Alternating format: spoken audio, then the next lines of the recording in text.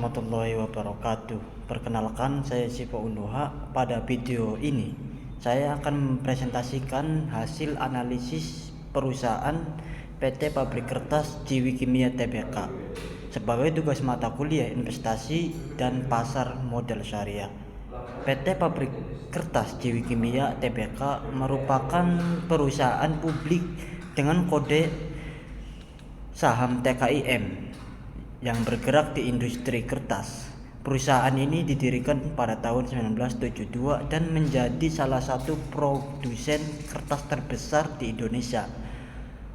Produk yang dihasilkan antara lain kertas budaya, kertas industri, stasiun, serta kemasan ramah lingkungan seperti Hupek. Perusahaan ini juga telah mengekspor produknya ke lebih dari 100 negara. Investasi syariah.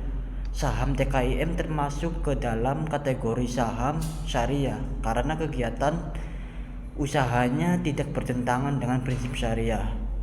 Perusahaan tidak bergerak di sektor yang dilarang seperti perjudian, minuman keras, maupun usaha non-halal lainnya sehingga tercatat dalam daftar efek syariah.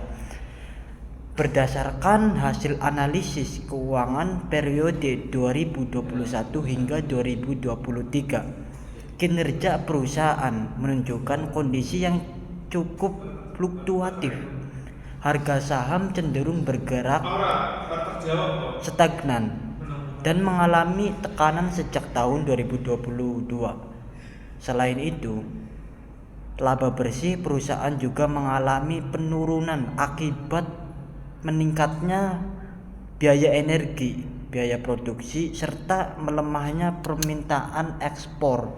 Dari sisi rasio keuangan, nilai ROA dan ROE terus menurun yang menunjukkan bahwa kemampuan perusahaan dalam menghasilkan keuntungan dari aset dan modal dimiliki semakin melemah. DER mengalami peningkatan yang menandakan adanya peningkatan penggunaan utang dalam struktur modal perusahaan.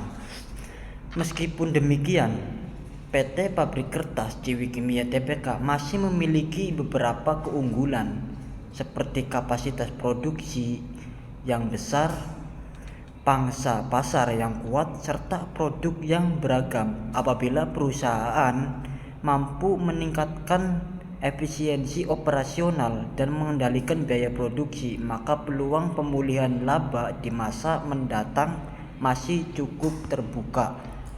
Sebagai kesimpulan,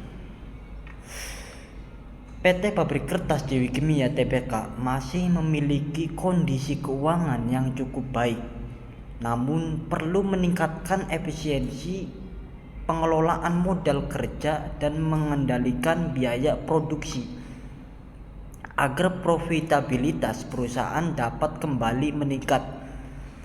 Bagi investor, TKIM dapat menjadi pilihan investasi jangka panjang dengan tetap memperhatikan perkembangan kinerja keuangan dan resiko yang ada. Sekian presentasi yang dapat saya sampaikan. Terima kasih atas perhatiannya. Mohon maaf apabila ada kesalahan. Wassalamualaikum warahmatullahi wabarakatuh.